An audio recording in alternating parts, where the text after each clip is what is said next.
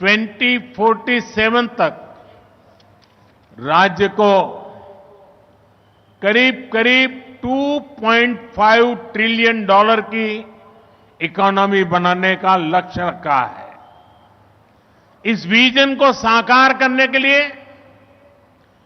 चंद्रबाबू गारू की सरकार ने स्वर्ण आंध्र एट 2047 की पहल की है।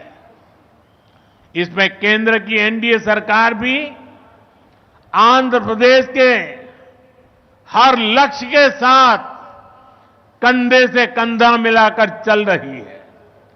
इसलिए केंद्र सरकार लाखों करोड़ की योजनाओं में आंध्र को विशेष प्राथमिकता दे रही है। 2047 సంవత్సరం కల్లా ఆంధ్రప్రదేశ్ రాష్ట్రంలో 2.5 ట్రిలియన్ డాలర్ ఆర్థిక వ్యవస్థగా తయారు అవ్వాలని లక్ష్యం పెట్టింది. ఈ విజన్ సాకారం చేసేందుకు చంద్రబాబు నాయుడు గారి ప్రభుత్వం స్వర్ణాంధ్ర 2047 అనే కార్యక్రమానికి శ్రీకారం చుట్టింది.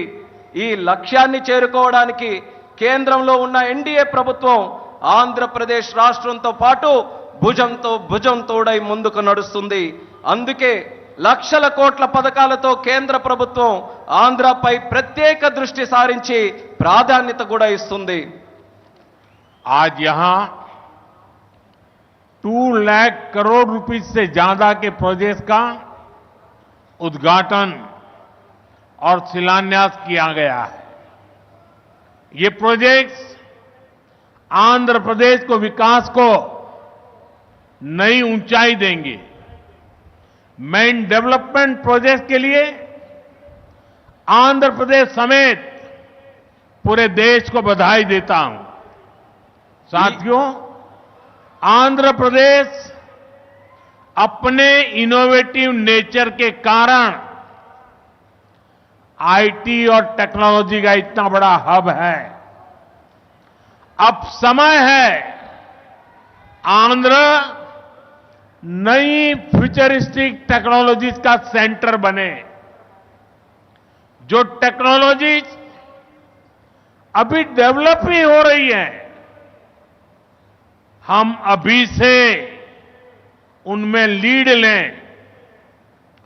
आज ग्रीन हाइड्रोजन का इस्तेमाल ये ऐसा ही उभरता हुआ क्षेत्र है।